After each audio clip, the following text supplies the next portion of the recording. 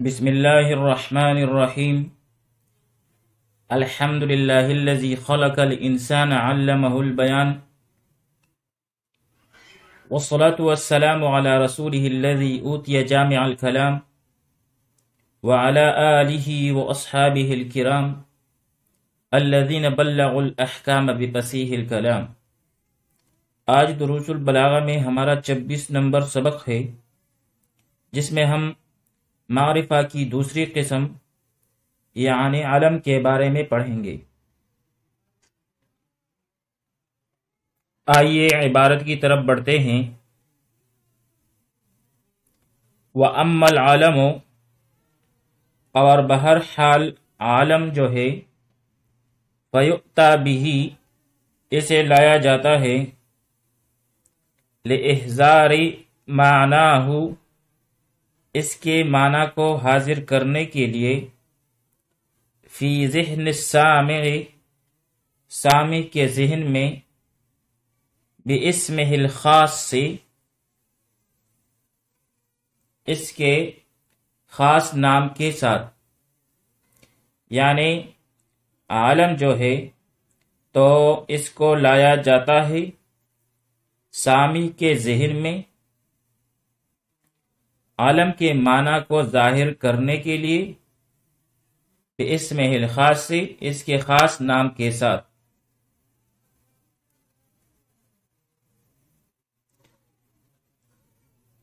نحو، جیسے، وَإِذْ يَرْفَعُ إِبْرَاهِيمُ، اور جب کہ اٹھا رہے تھے ابراہیم علیہ السلام، القواعد، دیواریں خانہ کعبہ کی یا بنیادیں خانہ کعبہ کی، من البیت، خانہ کعبہ کی، بیت اللہ شریف کی، و اسماعیل، اور اسماعیل علیہ السلام بھی۔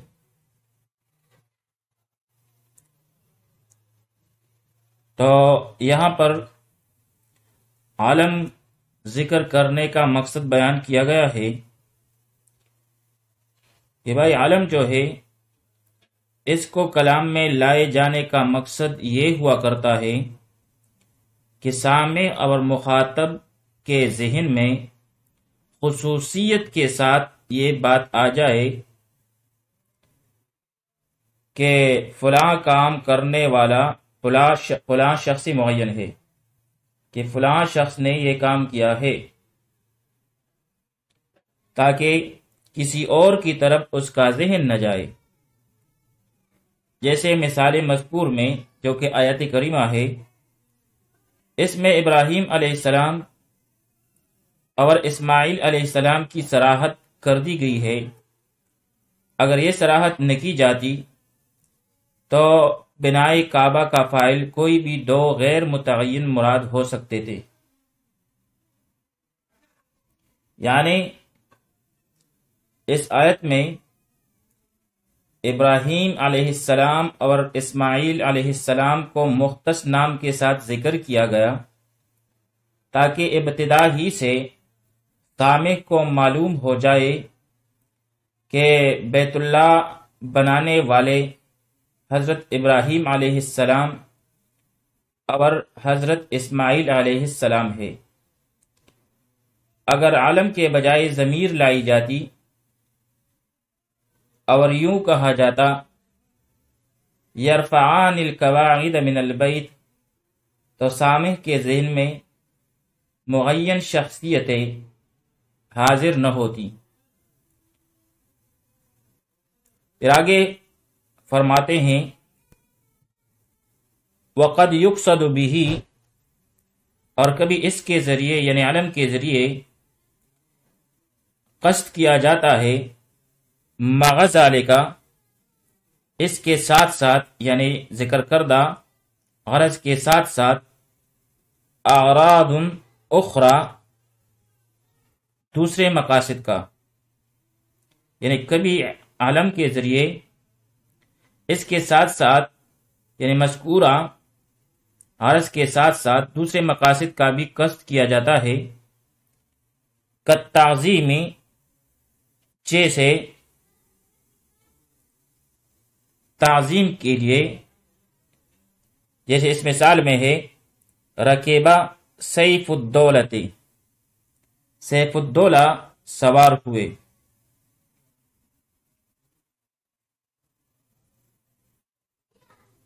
تو فرماتے ہیں کہ علم کو کلام میں استعمال کرنے کا اصل مقصد تو وہی ہے جس کو بیان کیا گیا، یعنی سامع کے ذہن میں عالم کے معنی کو حاضر کرنے کے لیے اس کے اسم خاص کے ساتھ۔ لیکن کبھی کبھی اصل مذکور کے علاوہ دوسرے مقاصد کے لیے بھی عالم کو استعمال کیا جاتا ہے، جس میں سے پہلا جو ہے وہ تعظیم کے لیے ہے، یعنی کسی کی عظمت کو ظاہر کرنے کے لیے، جیسے مثال مذکور میں رکیبہ سیف الدولت، سیف الدولہ سوار ہوئے۔ اب اس مثال میں اگر امیر سیف الدولہ کا نام نہ لیا جاتا اور صرف رکیب الامیر کہہ دیا جاتا، تب بھی مخاطب بآسانی سمجھ جاتا، مگر چونکہ مقصد جو ہے وہ عظمت کا اظہار ہے اور عظمت کے اظہار کے لیے اس کا نام ذکر کر دیا گیا، یعنی اب تو دشمنوں کی خیر نہیں ہے، کیونکہ وہ شخص سوار ہو چکا ہے جو حکومت اور سلطنت کے لیے سیف قاطع ہے، کیونکہ سیف جو کہتے ہیں وہ تلوار کو کہتے ہیں اور الدولہ حکومت اور سلطنت کو۔ تو یہاں پر سیف الدولہ عالم ذکر کر کے عظمت کا اظہار کیا گیا ہے، یعنی کبھی تعظیم کی عرض سے علم کے ساتھ معرفہ لایا جاتا ہے جب اس عالم میں معنی کے اعتبار سے تعظیم کا مفہوم موجود ہو، جیسے رکیبہ سیف الدولت، تو اس میں خاص کے ساتھ سامع کے ذہن میں سیف الدولہ کی ذات حاضر ہوئی اور اس کے ساتھ ساتھ تعظیم بھی، کیونکہ سیف الدولہ کا معنی ہے ملک اور سلطنت کی تلوار۔ اسی طرح دیگر مقاصد میں سے والاہانۃ فی نحو ذہب صخر، اور توہین کے لیے جیسے اس مثال میں صخر گیا، یعنی کبھی کبھی کسی کی توہین کے لیے علم کو استعمال کیا جاتا ہے، جیسے اس مثال مذکور میں ذہب صخر، صخر چلا گیا، تو اس مثال میں صخر کا تذکرہ کر کے یہ تذکرہ جو ہے اخانت کے لیے کیا گیا ہے، توہین کے لیے، کیونکہ صخر کے معنی ہے پتھر اور چٹان، جس سے حقارت کا معنی مراد لیا جاتا ہے۔ اسی طرح دیگر اعراض میں سے وہ ہے تیسرا نمبر والکنایت عن معنن، یعنی کسی معنی سے کنایہ کرنے کے لیے، کسی معنی سے کنایہ کرنے کے لیے، اور ایسی معنی یصلح اللفظ لہ، کہ لفظ جس کی صلاحیت رکھے، یعنی ایسے معنی سے کنایہ کرنے کے لیے علم لایا جاتا ہے جس معنی کی صلاحیت لفظ رکھ سکتا ہو، جیسے اس مثال میں تبت یدا ابی لہب، ہلاک ہوں ابو لہب کے دونوں ہاتھ۔ تو یہاں پر علم کے ذریعے مخصوص معنی کا کنایہ کیا گیا ہے،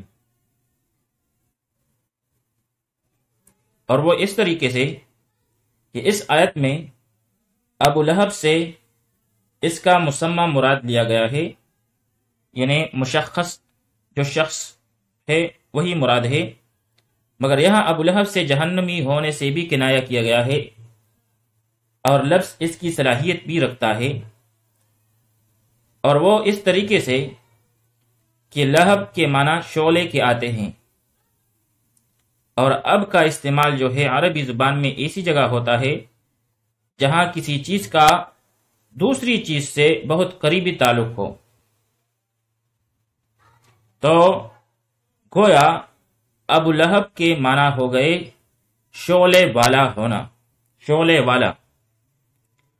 اور جہنم میں جو شخص بھی جائے گا اس کا واسطہ بھی شعلے اور آگ ہی سے پڑے گا۔ تو یہاں پر علم ذکر کر کے ابو لہب معنی سے کنایا کیا گیا ہے، اور وہ معنی جو ہے وہ ہے شعلے والا ہونا۔ تو بھائی عالم جو ہے اس کا اصل مقصد جو ہے اس کے معنی کو سامع کے ذہن میں اس کے خاص نام کے ساتھ حاضر کرنا ہے، جبکہ دیگر مقاصد میں پہلا جو ہے وہ تعظیم ہے، جیسے رکیبہ سیف الدولت، اور کبھی یہ اہانت کے معنی میں بھی مستعمل ہو سکتا ہے، جیسے ذہب صخر، اور کبھی یہ کسی معنی سے کنایہ کرنے کے لیے بھی علم لایا جاتا ہے، لیکن اس شرط کے ساتھ کہ لفظ جو ہے وہ اس معنی کی صلاحیت رکھے۔ وصلی اللہ تعالی علی خیر خلقہ محمد وآلہ واصحابہ اجمعین۔